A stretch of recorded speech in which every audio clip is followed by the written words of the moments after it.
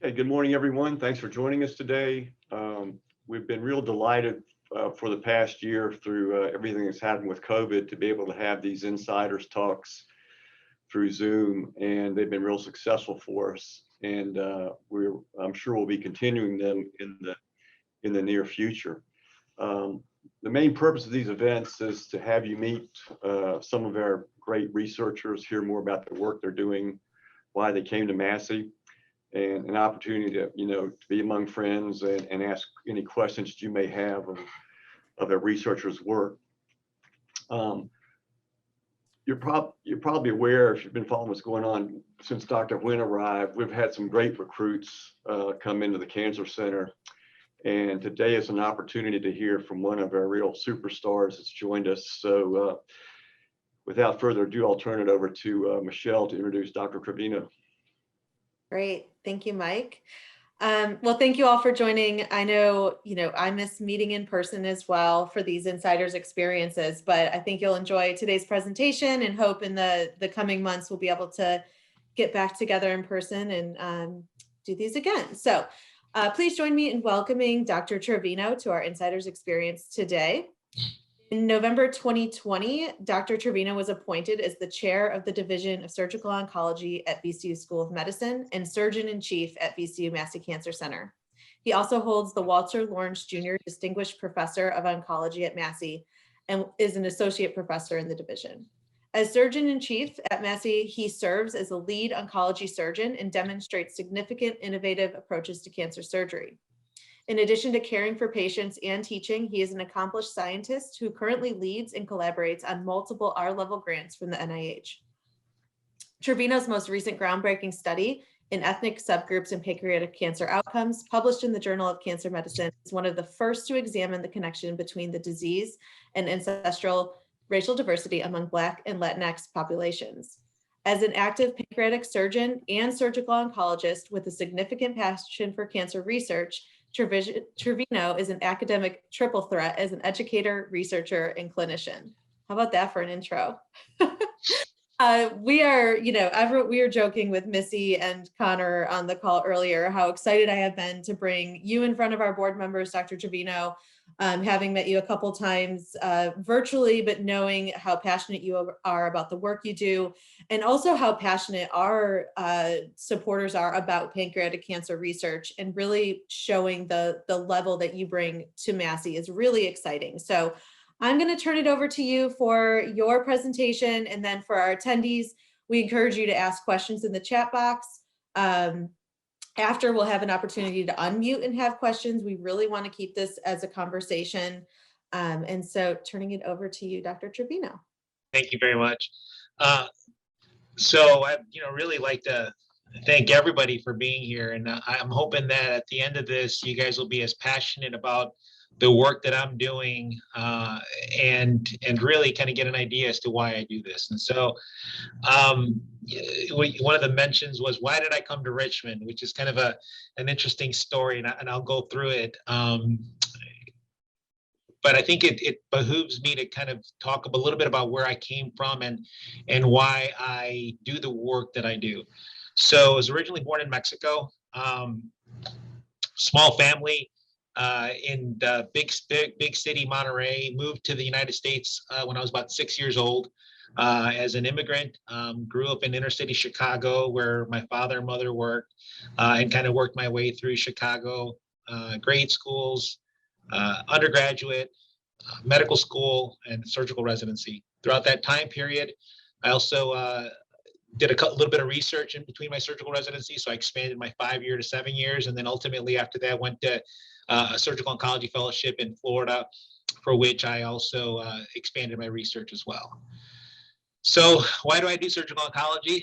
Why do I operate on patients with cancers? Because I think that my hope in all this is that I can provide people a better chance for a quality of life. At the end of the day, God is destined us to all eventually leave this earth, but my hope is that I can give people a longer and better quality.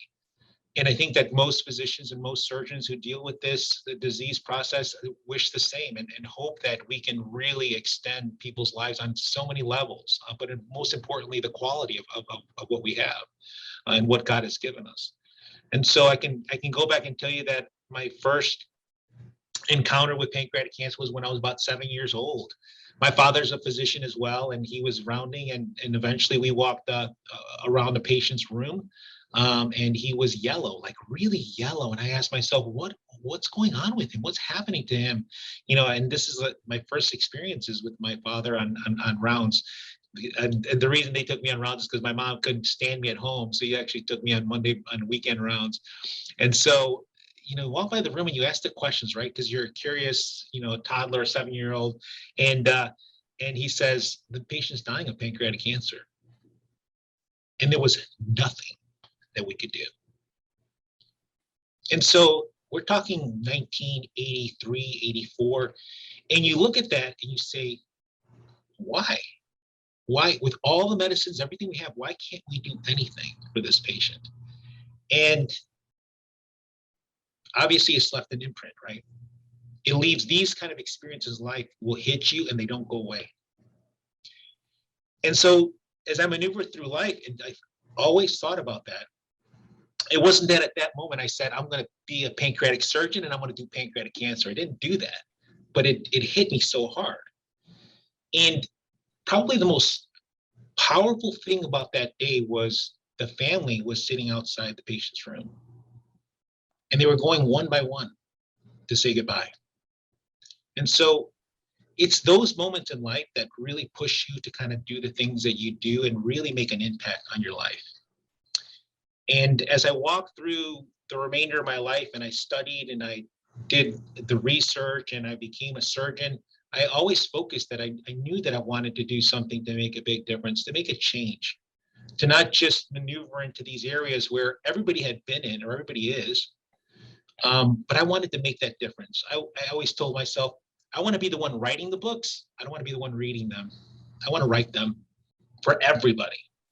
That I want to leave an imprint on this world that, while it might be small, will impact thousands of people. And that's what I'm hoping to do. And today, we'll talk a little bit about the research that we're doing. And I'm hoping that I can allow you guys to see why it's so important that we're here at Massey, why it's incredibly important that we support the mission. And then you're going to probably continue to see the significant amount of passion that I have for this disease and where we're going with this. And remind me at the end of this as to why I really came to Massey. I mean, in the sense of what it is about the people that are here that for me kind of walked me here. And I think this was I'm a very religious individual, and I believe strongly in faith and God. And I can tell you that God completely led me to the position that I'm in today, and I'm very grateful for that. So I'm going to go ahead and share my screen. I'm going to talk a little bit about the research, and then subsequently, I want, I'm hoping that people will ask a lot of questions about the work that we're doing. We'll go from there. So I'm going to start sharing my screen. Let's see if I can get this working right.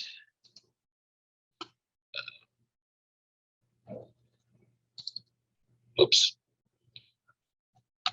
Does that look okay? I can't tell. We don't see your screen yet.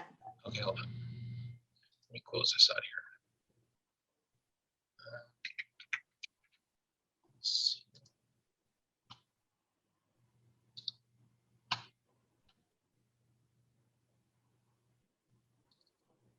There we go.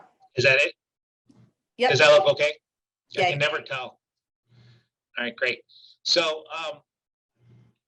let's go ahead and get started here. So why pancreatic cancer? And I think this is important.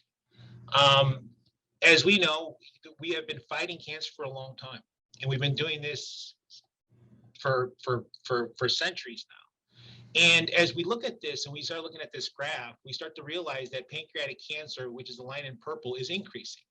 In other words, the incidence is going up. The diagnosis of these is going up, and then subsequently, the people that are dying from this are going up.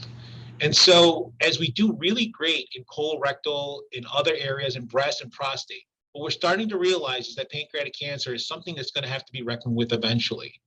And so even as I told the story of me being a young child seeing this, it's been increasing. And I think this has been increasing because people are living longer. And as we live longer, our ability to develop cancers also increases. And subsequently, we need to pay attention to that. And so the reason that I'm going to do this research, and I do this research, is because it is something that is going to affect all of us one day. And whether it be personally or whether it be family members, it's something that's going to hit us. And unfortunately, when it hits us, it hit us hard. And so, and to some degree, I've been working on this since 2003, and I've been pushing the research in this because I'm passionate that I know that eventually we're going to overcome this, and we're going to actually be able to give people a significant amount of life. So what do we do when we get a patient with pancreatic cancer? And we hear this a lot, right? We hear, oh my God, you have pancreatic cancer. And most people, if you look online and you do a Google search on this, you see the most horriblest things. Like you're like, oh my God, you're gonna die from this. And to some degree, there is some truth to that. And while I try to tell people that it's really in the hands of God as to how we go through this and how we treat this, and hopefully we can extend your life by years, if not decades. This is the truth of it, is that you get a diagnosis. Only about 20% of people, because we can't diagnose it that early for a variety of reasons that we can discuss, get surgical resection or treatment. And surgery is the only way that we can really cure somebody of this type of cancer. But unfortunately, even when we do that, all comers, the survival rate, while I have 5 to 8% on the slide, is really only about 9%. So what does that mean? That means a lot of patients that are theoretically cured will die from pancreatic cancer. And that's disturbing because as a surgeon, you feel that, oh, well, I'll just cut out more, right? I'll cut out more. I'll take more out. And at the end of the day, we realize, and those of us that do this a lot realize that it's not just about the surgery. It has to be a team approach, a multidisciplinary approach, or else we're not going to get very far. And so here's what pancreatic cancer looks like. And it looks, for me anyways, when I see this, it's ugly. And so what you see here is the stomach there. You see kind of the first portion of the intestine that looks like a loop. And then when you look deeper into the figure, you see kind of where my fingers are at. And that's what pancreatic cancer looks like. It is hard. It is ugly. It feels like a rock. And it almost seems like the most impenetrable fortress you've ever seen. And there is no question as to why our therapies right now aren't doing very well. Because it's almost like we have to overcome this huge barrier to try to get therapy in. And so what do you do when you see something like this? As I said earlier, we can't just continue to cut, because if we cut, we're going to end up hurting patients more than helping them. And so the idea has to be that we have to put our brains all together in the sense of being a surgeon, being a researcher, being an investigator, being a nutritionist, being every bit a caretaker to every aspects of science that we can use against this disease. And as you're going to see, as I progress further and further, you'll realize that I don't just use my surgical capabilities. I use everything, and I use everyone. I use every bit of the specialties that are out there in medicine to help me deal with this horrible disease.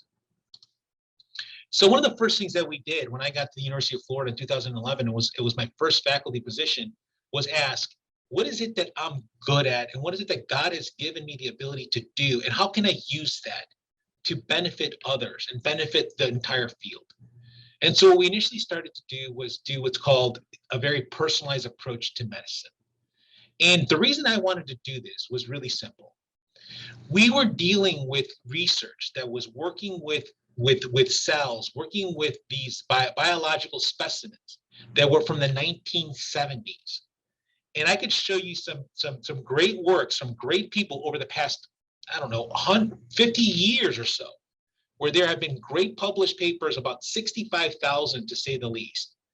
And they have published some wonderful work on pancreatic cancer, but we have yet to make a dent in this. And so the question was, why aren't we making a dent? And the reason was, when you really start to investigate further, is that we were getting cell lines, which is kind of how we do the research in the lab, from cells from 1970s and 1980s.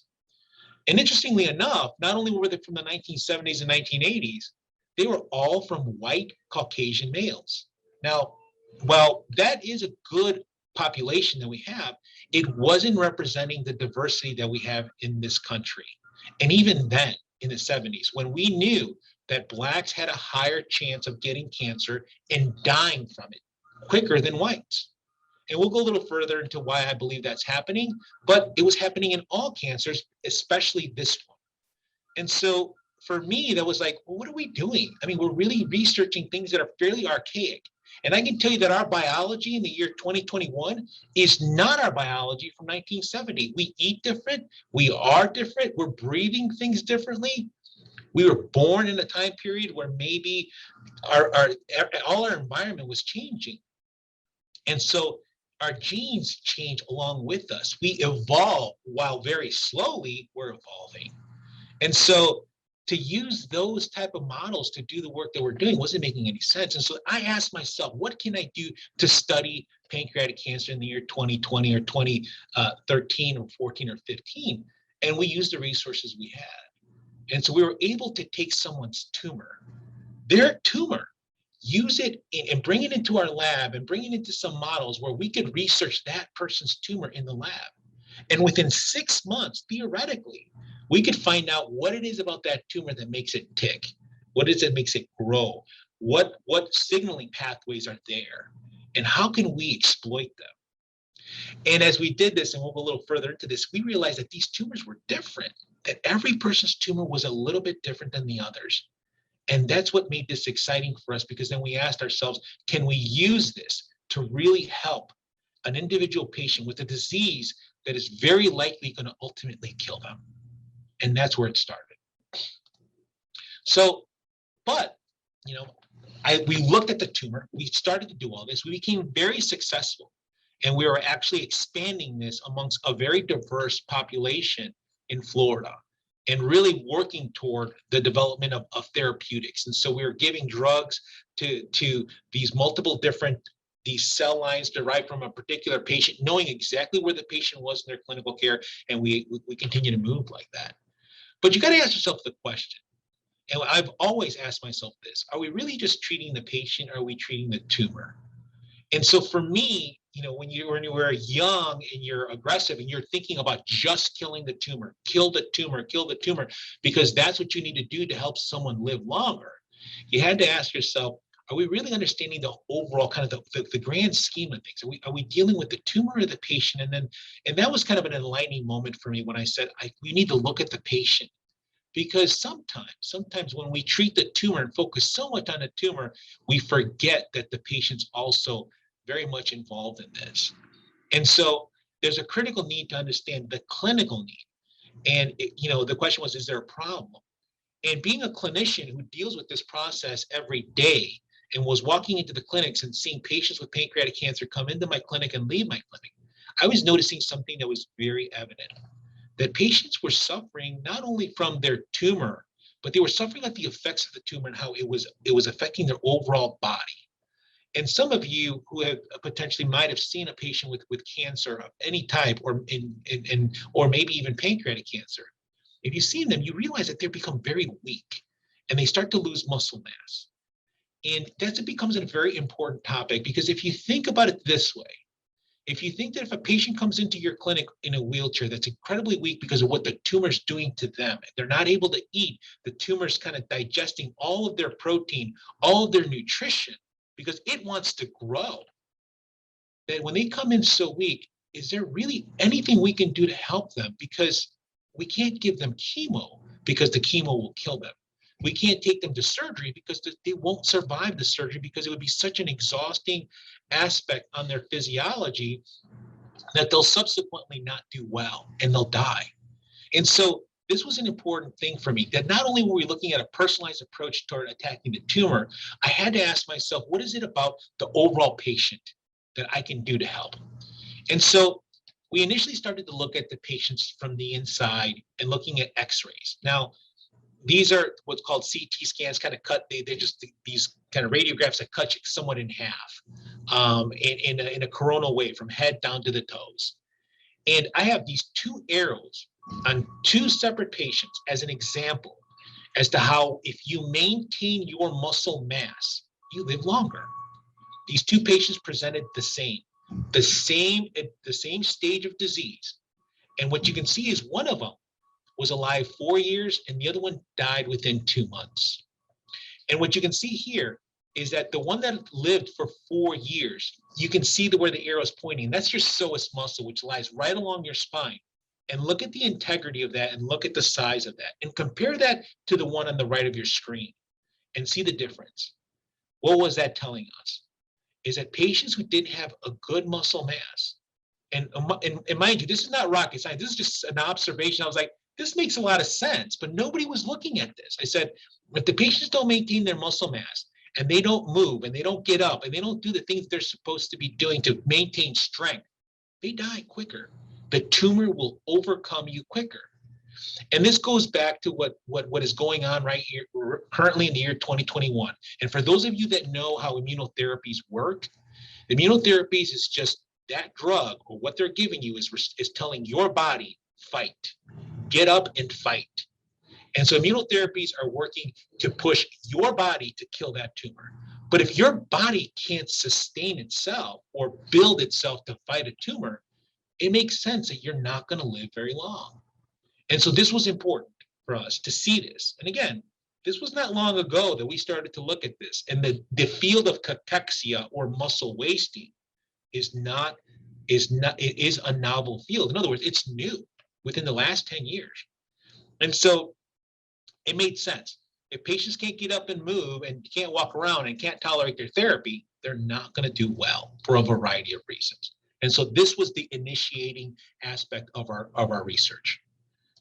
And so here's just kind of another depiction of what we did. We started looking at these muscles amongst all patients with pancreatic cancer that came through our door. And what we realized that if we did this cachexia marker, which we call the psoas indices, we could predict whether or not you were going to do well or not do well with or without therapy. And so it brought us together and said, okay, we can't push a lot of these patients that have a really poor muscular index into the operating room or chemotherapy. We need to help them get stronger. We need to get their nutrition up. We need to prehabilitate them. And that was an important feature for us. And we did this on a clinical basis. We brought nutritionists in, we brought physical therapists in, we brought all these people to help us do the research and really help our patients kind of grow. And so when we looked at this kind of on a level, and again, not surprising that if patients didn't maintain their muscle mass, they died quicker. And if patients didn't maintain their albumin, which is just a nutritional kind of parameter, they died quicker. Again, for every reason I told you. We couldn't give them any therapy, and they couldn't fight off this cancer, or at least try to control the cancer. And so, being that I'm a surgeon and I'm in the operating room, I said, great, we have radiographs. But what's going on in the muscle, right? Is it the muscle that's being affected by this? Or is it just the muscles just shrinking away? And so what I was doing was getting biopsies on the patients that I was operating on. I mean, I was asking patients, in the preoperative area or my clinic, I said, would you be so willing to donate a piece of your muscle during the operation? It's not going to make a difference in what we do, because we're still going to do the right thing by you. But can I take a small piece of muscle while I'm cutting into your abdomen to try to get this cancer out? And they all said yes, 100%. Because they knew that the research was absolutely critical and necessary for what we needed to do. And the sad thing was that they somewhat knew that it wasn't going to ultimately help them, because their lifespan was not going to be ultimately affected by the work we were doing today. But they knew it was going to help thousands of people in the future. And that was important, because you could see it in them, that they were able to give something back with their own bodies, who they were. And to them, that made them feel part of the process, which was so incredibly important. And so while I was doing the operations, I said we were taking these muscles from these patients. And you do not need to be a pathologist to realize this. And I've given this talk to pathologists, I've given this talk to family medicine, I've given this talk to a lot of people when I show this figure. And if you look at figure A and you look at figure H, those are the extremes. Figure A is what your muscle should look like. Very beautiful, very organized. It's got a really nice layer. You can almost see the myofibrils within this. And if you look at figure H, that is a complete disruption of your muscle. And that is what happens when pancreatic cancer starts affecting every bit of who you are. But remember what I said. I said, I'm not just affecting the tumor. It's not just me trying to kill the tumor, because the tumor has a systemic effect. It's affecting every part of who you are. It's affecting your muscle, it's affecting your brain, it's affecting your lungs, affecting your heart, it's affecting everything. But for us, our area of research was in cachexia or muscle wasting, and we felt that if we could control this or reverse this, patients could stand, they could walk, they could spend quality time with their families, they wouldn't be bedridden, and they would want to get therapy, and we could extend your life by 6 months, a year, by 2 years. And while some of you might think 6 months is not a lot of time, for a patient who's dying from this disease, 1 month means everything, especially when it became the quality of their month. And to be hospital ridden and getting chemotherapy and things like that is not quality. And so our goal was to get this to be reversed, to get them better, to let them spend those last moments that they could have, or however long God wanted them on this earth, in a good quality setting. So what did we start to do on top of just collecting some muscle? We said everything is important. And so we were collecting as much as we could. And obviously without having any real effect, or we're not having any effect on overall patient care, because we're not affecting that. We just wanted to study this. And so we developed this incredible biorepository where we could study the patient's liver, we could study their muscle, we could study their bone, we could study their adipose tissue. We're looking at fat to see what's happening in the fat. Can you imagine the vast opening of research that you could do on all of this? And really kind of looking at the patient as a whole. And I don't think I get into this because I don't think it's a slide in here, but one of the most amazing articles I've ever read on pancreatic cancer research, which took this outside the realm of the biology and the basics that I do, is looking at how stress affects cancer outcomes. And you'd be surprised that I can tell you that while I'm not currently studying this right now, I will eventually, studying how stress in general affects pancreatic cancer, because I can tell you that the people that had the best outlook on life lived longer, and those that didn't did not. And so this is just the nervous system and the biology of how you think affects everything. Again, just encompassing the systemic person. So when I bring people into my clinic and they tell me, Doc, I just found out I have metastatic disease from pancreatic cancer and I'm not going to live very long, and they always ask me the same question that they ask every doctor, right? Every cancer patient asks me this question: how long do I have to live? Everyone asks me that question. And my response is always the same: I don't know, because there's only one person that can ever tell you your time of death, and it sure as hell ain't me. And it ain't going to be the medical oncologist either, and it's God. And he's got your time of death, not me. And so the way you think about this is important. The way you feel about this is important, and how you progress through your therapy and everything is important. So while I show this biospecimens one, and I kind of put all these stuff that are biologic, remember that there are so many other factors that I look into. And we have a ton of studies looking at overall outcomes, how a person thinks as they're going through the process, which I think is incredibly important. So we talked a little bit about muscle wasting. That's a very big topic for me. We talked about the models that we do, very big topic. I mean, we could have got into all the therapeutics and all the things that I do, but I think that for the most part, these are great. And I think that we're doing some great things looking at particular signaling pathways that are much affected.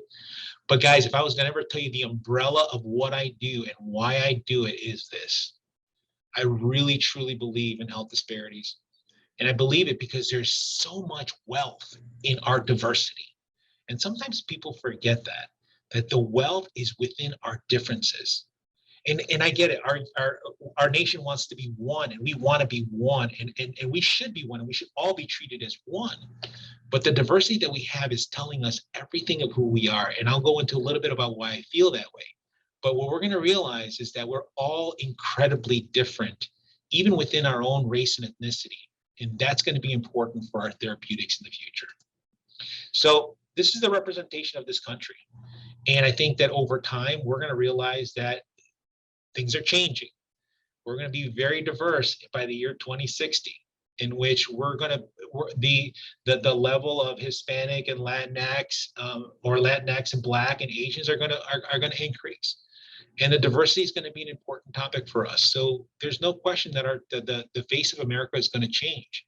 And I think all for the better, because I think as we become more diverse, the better ideas that we're going to have are going to just increase, and we're going to be able to define ourselves a lot better. So here's a resident of mine from Florida, and I always put their pictures up when they publish some great stuff or they do some great stuff, because that's another thing that I do. I love to educate. I love to be a researcher who teaches people to be passionate about what I do. And Andrea Reiner, who's a resident at the University of Florida, did an incredible study where she said, you know, Dr. Trevino, has anybody looked at the Latino population in this country with pancreatic cancer? We started doing some research on it. And interesting enough, there is really, really small amount of data on Blacks and whites in pancreatic cancer, but there was no existing real data on Latinx patients with this disease. And what she was able to show, which she was able to show in other areas, and I'll tell you the importance of this in a bit, but she was able to show that she said, you know, Latinos, for some crazy reason, or Latinx people, they do really well. They do much better than whites and a lot better than Blacks. And while, again, these numbers might not mean a lot, but let me tell you again, that 6-month survival advantage is huge. So they were doing a lot better. And I said, well, maybe the Latinx patients are all going to MD Anderson, they're going to Memorial Sloan Kettering, they're going to the major Massey Cancer Center, major cancer centers, and they're getting the best treatment in the world. And we defined that further and realized that they weren't. They really weren't. Some were, but not all of them. And they still were doing better.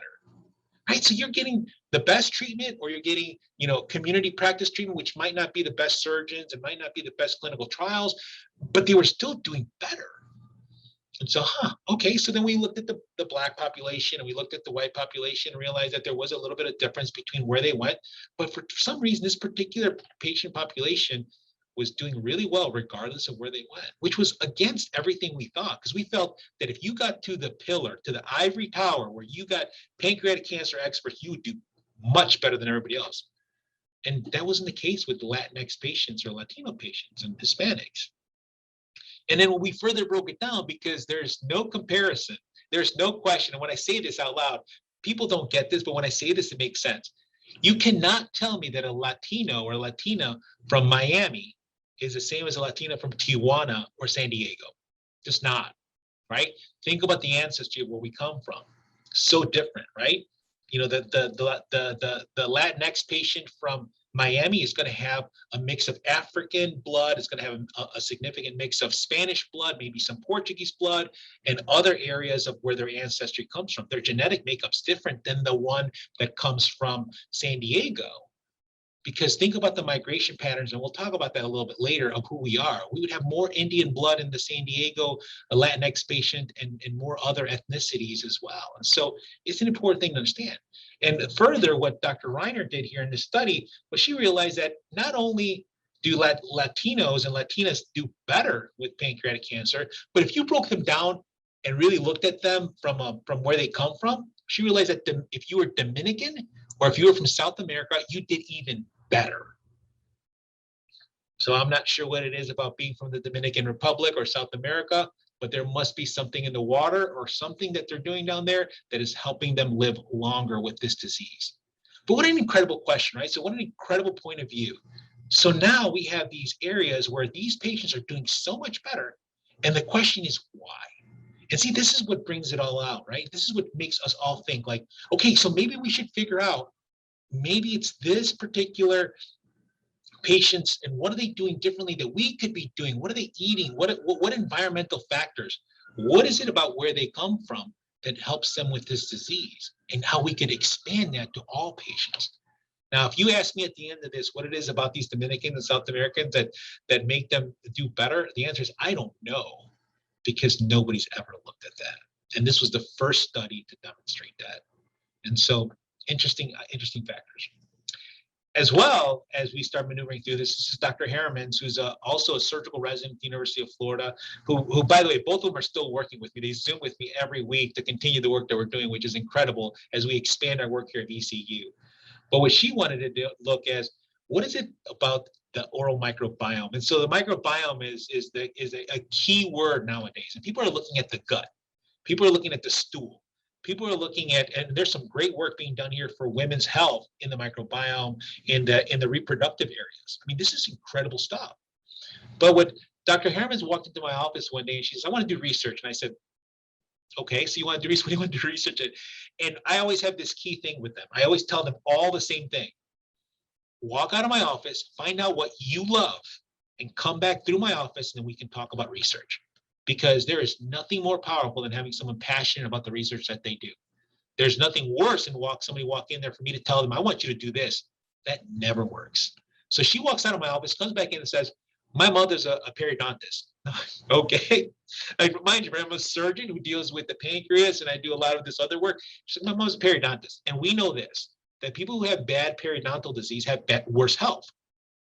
And I believe, and I think we should look into how the oral cavity has an effect systemically on the body. And I was like, that's a very interesting question. Is there data on that? And she said, yep. And so she did. She brought me data that says that things that happen in your mouth affect your overall outcomes, clinical outcomes. And heck, you're right. What happens in your mouth affects your heart disease, affects every bit of who you are, your ability to heal, everything. It's almost like it all begins here. And then she started making some associations with the oral microbiome and the effects on cancer. And so she says, oh, and by the way, Dr. Trevino, do you know that race plays a role?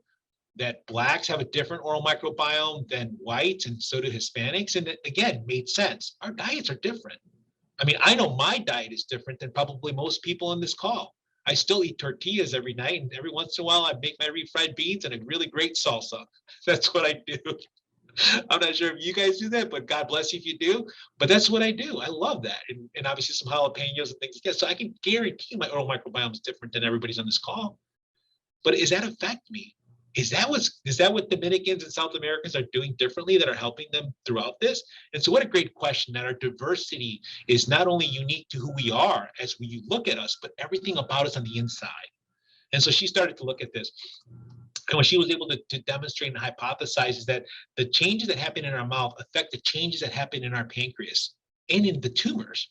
What an incredible discovery. And so now we're at a point where we're really starting to look at everything that's involved.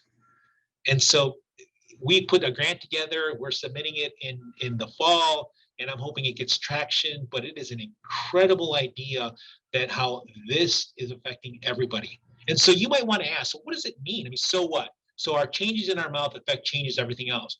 Can you imagine that if it was one or two different bugs or bacteria that can cause a lot of changes in our pancreas, that just a shift in antibiotics might help some people live longer. Just a shift in antibiotics. Or maybe we could swab someone's mouth and see what bacteria they have. And maybe that might make them at a higher risk for developing pancreatic cancer or other cancers. Just a swab.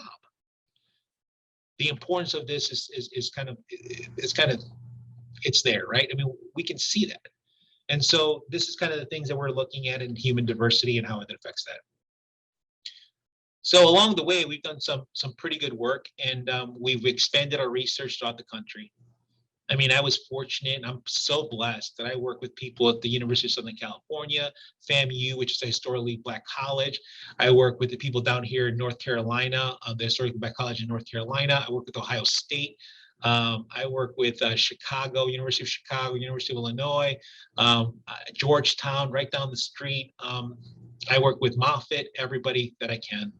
Our research expands the country because we are capable and we're so willing to work with others, and we're able to give them tissues, we're able to give them the things that they need. And I think this is an incredible, powerful figure, or at least a PowerPoint figure, because what's happening here is our collaboration. And the NIH and the NCI saw this and they loved it. And the reason how we sold it and what we told them was, you know what, USC is established. University of Florida is established. But what we really want to do is build a historically Black college, which was FAMU, the Florida AMU. And what we did was we said that, and we did, and we built their infrastructure for research, and they're doing wonderfully right now. And we continue to collaborate with them to this day. So as I mentioned, this is the changing face of America. But here's what I really wanted to show everybody and the importance of what we're doing. Guys, we're looking at biology now. We're looking at these tumors. We're looking at you. We're looking at every bit of who we are as a people.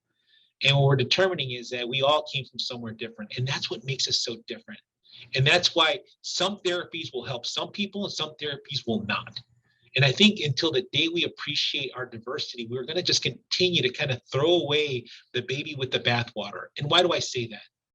Because I can tell you that there have been hundreds of therapies that have gone through clinical trials that have been declared failures. But it's so funny because if you get 10% success rate in a clinical trial, it's a failure. But nobody ever asked the question, what about that 10%? What is it about that 10% that made it so successful, but yet it's a failure? And if you think about it, it's money, right? If you're a pharmaceutical company, do you just want to affect 10% of the population? You want to affect 90%.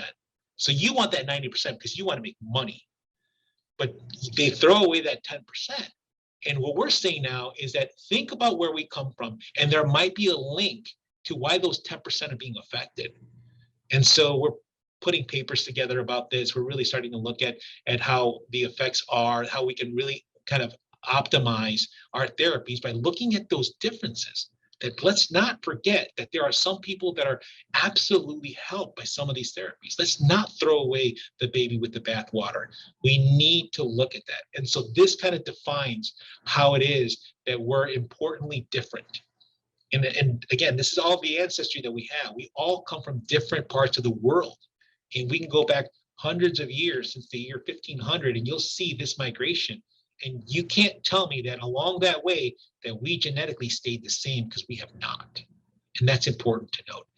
And so another piece of work that we're doing is we're looking at the genomics behind all of where we are. So we're looking at the tumors and we're breaking them down to ancestry. So at the end of the day, I'll be able to tell you what part of the tumor is being involved and where did that come from an ancestral perspective.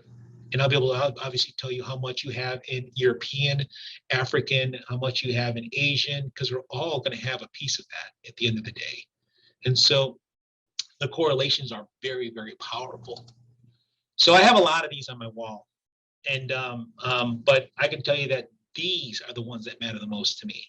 So I get patients that just send me the most amazing gifts and amazing pictures.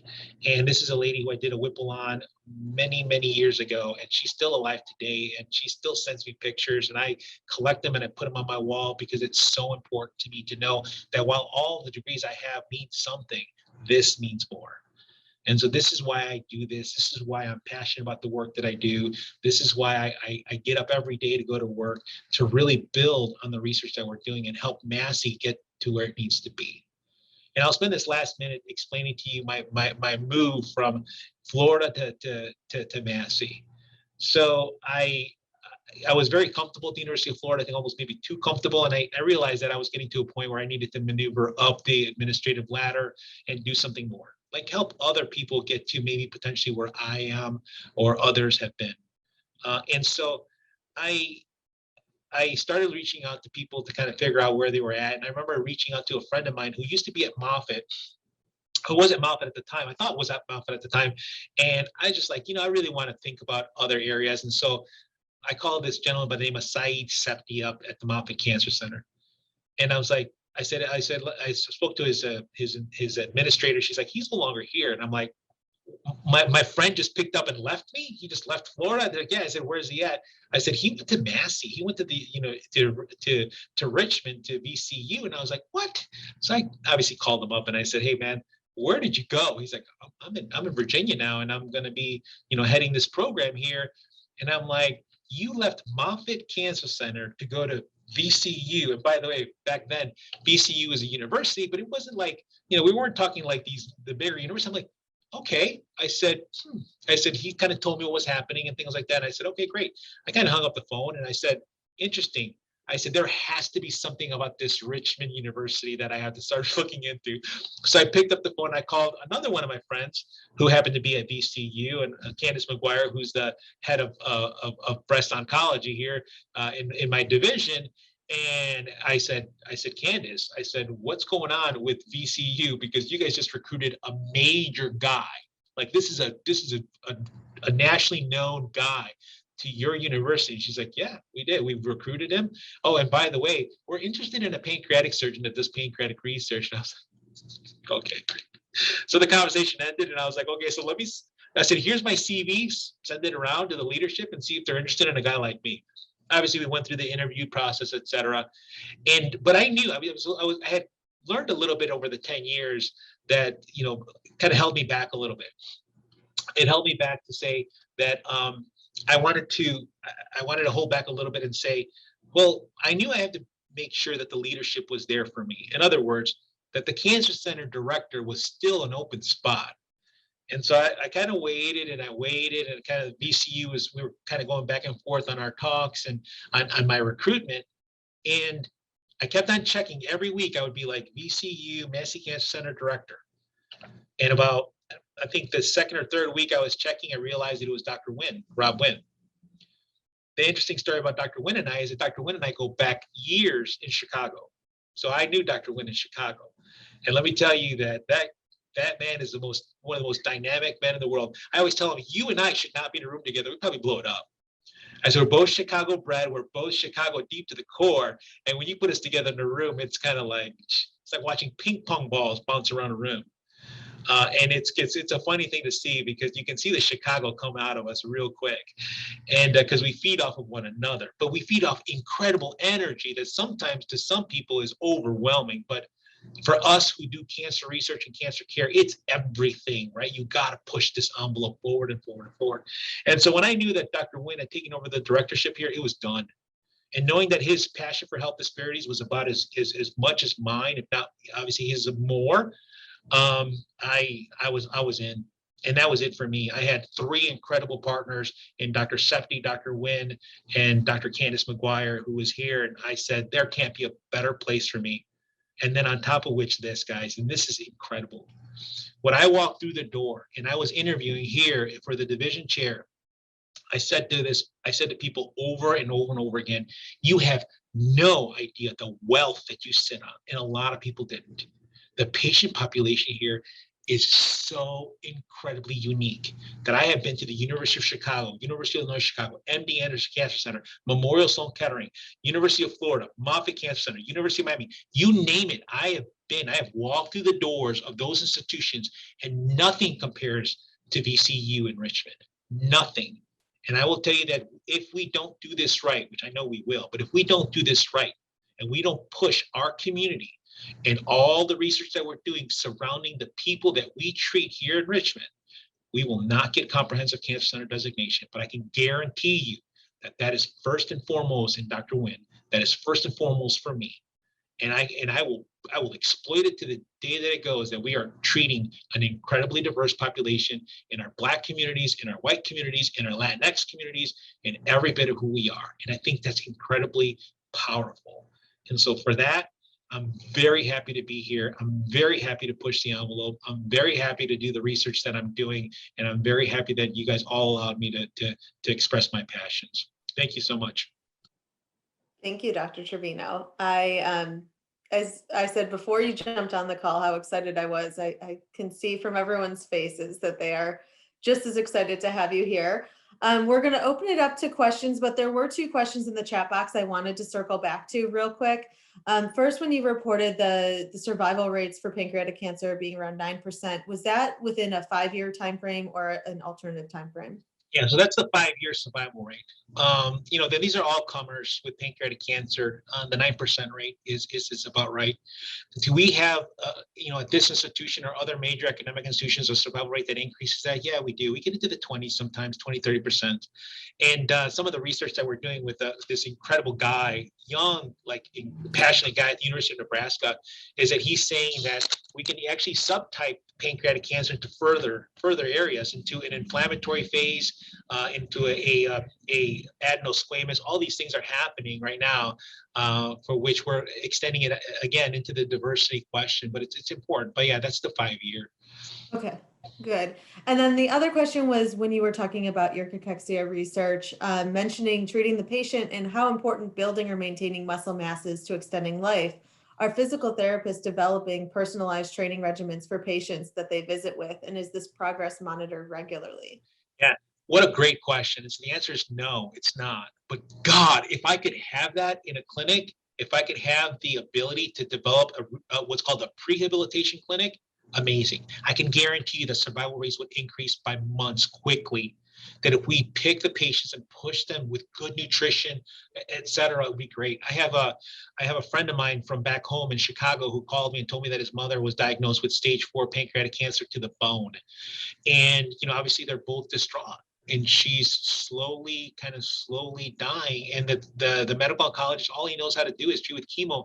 And I literally got on the phone with the medical oncologist and I said, please feed her. And he's like, but she doesn't want to eat. And I go, so I talked to my friend's mother and I said, listen, I said, do you want to be strong and you want to get up? She's like, yes, I do. I really do. And I said, would you mind if we put a very small tube in your nose and start feeding you? And while most people look at that and be like, oh my God, that's got to be horrible to have a new, tube in your nose to feed you. And I said, there's a good chance you're not going to be cured from this disease, but you can at least be stronger and feel better. And we did that, and we started feeding her kind of, I hate to have to say the word force feeding, but feeding her, and she did really, really much better. And she's up and now hanging out with her great grandchildren and grandchildren, which I think is just the most amazing thing. You send me pictures with the tube around her nose, and she's like playing with her kids. And I'm like, this is amazing, right? Because you wouldn't feel that way if you didn't have that nutrition and that strength. And so do I think that physical rehabilitation with physical therapists and nutritionists is critical? Absolutely. If I was to make my perfect team, you'd be surprised that I would have a nurse, physical therapist, nutritionist. I'd have a nurse navigator. I would have like an incredible team of people that if I could build the best hospital for this disease, it would be amazing. And I think we would do an incredible job in the overall treatment, but it's hard because obviously it takes money and things like that. I saw another question that was, is this information being shared broadly? No, it's only shared by me. No, I wish it was. I wish they would put me on TV. I could do this talk all day long. So, this is it, guys. And so the NCI and the NIH, which are our big governing parties, it's a hard sell to them because there have been talks like this, and I've heard this, and this disappoints me significantly because these are talks from people that are supposed to be incredibly smart. They say, why do we want to fund pancreatic cancer in the research? Because patients are just going to die from it anyways. What a ridiculous statement by somebody who apparently leads the country in some of these cancer institutions. And when I hear that, it makes me curl because I'm like, you have no idea that you say this now, but if you don't do something about it, eventually it's going to affect more people in this country. And you're going to ask yourself, why didn't we get in front of it sooner? Absolutely. To that point, Dr. Trevino, can you talk a little bit about how philanthropy has impacted your work and the importance of philanthropy in your work? Right. So I've done this operation in Florida a lot. I mean, I do the pancreatic resections, and for some patients, it really benefits them a lot, and it gives them that extension of life. And I will tell you that for some people, a month of life is everything. I mean, it's priceless. And so when I first started my career, as I was trying to get all these funding mechanisms from the NIH and NCI, what I realized was, number one, it's a good old boys club to some degree. Friends fund friends. But I knew that the work we were doing was great. And I knew that the work that we were doing was really going to be innovative because it was impacting all populations, not just some. And the way we were doing it was incredibly innovative. And so, we had patients in Florida that were asking, is there anything I can do to help? And we would say $25. We would give these brochures that would say $10, $5, $25, $100, whatever you choose, because everything makes a difference. And so we had this one gentleman actually give us a home. He gave us his home at the time of his death, which was worth about $1.5 million. And my God, we put a plaque on the wall next to our lab, commemorating him because it was just such an incredible boost to the work that we were doing. And I will tell you that it's philanthropy and small foundations that have allowed me to be here today. Because if it would have been any other way, I know I would have never gotten the funding needed to continue the research that I was doing in the first 5 years. And most clinical departments won't allow you to continue the work that you're doing. They'll pull you and they'll put you 100% clinical, and you'll never do the work that you're doing.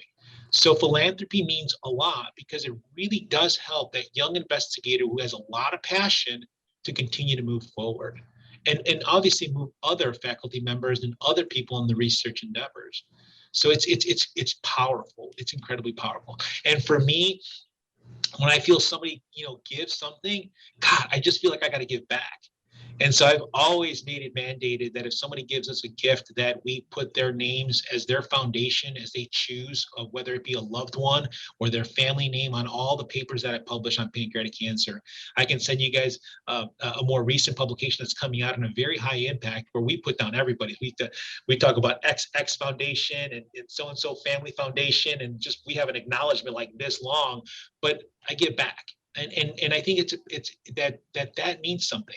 And to some degree, if we can get you to a point where the family gives enough, I love the idea of endowments. I love the idea of people having their names that don't go away.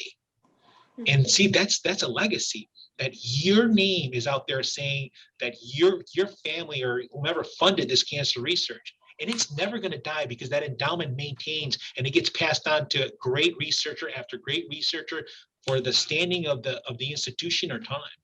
And I think that's awesome, right? I mean, can you imagine the legacy that you can leave behind for that? And so that plaque of that one family that gave us that $1.5 million, it still sits outside my lab. And I think that's great. They asked me, do you want to take it down? I said, you take it down, I'll make sure the family takes their money back. And they're like, okay, we're going to keep it up. So it stays up. Because again, it wasn't about me. It wasn't about my research. It was about them. It was about their ability to give. And so I think that's incredibly important. There was one other question out here, and Michelle, I'll go ahead and answer it. Says the oral health and microbiome research, that ongoing? Any results so far? It's ongoing. It's exciting. I mean, for us, we have first analyzed the saliva of patients with the tumor. So we're going to correlate whether or not that microbiome in the saliva is going to correlate with the microbiome in the tumor. And if it does, that's going to be incredibly powerful. Because if we can figure out that is that bacteria playing a role with everything else that's going on in our system, on how the tumor progresses, how the tumor protects itself, man, for me, it's exciting. It's like to know the stuff that's happening within all parts of us. It just, like I said, it's something that I love to do. That's great. Well, thank you so much. Does anyone have any questions? This is Hank. I have a quick question. Dr. Trevino, I have a friend that was treated probably 20, 25 years ago for pancreatic cancer. He's still alive today, doing well, but they caught it extremely early, just lucky, went in for something else, and Massey cured him. What's being done today to diagnose pancreatic cancer early so that these sort of results can happen? Yeah, so that's an amazing question. I mean, it's just, so I can tell you that 10 years ago, we couldn't get an insurance company to do CT scans on our patients that were smokers. Because it just, why am I going to pay to do a CT scan to screen someone for lung cancer? It was kind of the same argument over 100, 50, 60, 70 years ago about breast mammograms and colonoscopies. I mean, there was a lot of argument against doing those because it costs money. So there's a lot of drive on the finances, of medical care in this country. And, I don't know what the future is going to show, but Dr. Wynn is very big about the screening programs here at VCU. And so we're currently developing a colorectal cancer screening program that's going to be incredibly innovative. Obviously, the breast program is amazing, and we're going to continue that. He's actually pushing for screening for lung cancer for people who have had a history of smoking, which I think is remarkable. But for pancreatic cancer, it's going to be a push. And so what does it take? Well, it takes people like me, Dr. Septi, and others to really push the agenda. It takes people like Dr. Biden, Dr. Jill Biden, to come here to Massey and see the lab work that we're doing on pancreatic cancer. It takes that political push. And so, you give me a podium and I'm going to talk. And so it's these things that help. And even the conversations that we have here help, because as I talk with you, the hope is that you take this further out into the community and talk about it some more.